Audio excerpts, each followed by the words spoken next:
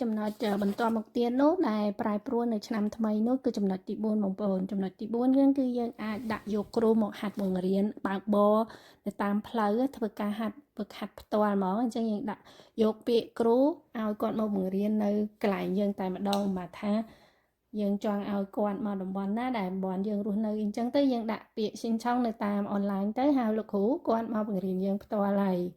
បន្តមកទៀតគឺចំណុចទី5គឺគេមើលអំពីការបើកបររបស់យើងការបើកបររបស់យើងកាលពីមុនបើសិនជាយើងចង់បដូរ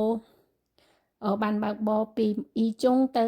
1ជុងអាហ្នឹងឲ្យតែយើងអត់យើងអត់បើកបរក៏ដោយឲ្យតែយើងបានបើកបរ7ឆ្នាំយើងអត់មានគ្រោះថ្នាក់អីអាហ្នឹងគឺគេបដូរបានឲ្យតែឥឡូវអត់កើតទេគឺគេមើលពីការដាក់ប្រហូមរបស់យើងក្នុងរយៈពេលមានដាក់ប្រហូមអីទៅគេមើលបទពិសោធន៍ផ្ទាល់នៃការបើកបរបានគេបដូរឲ្យយើង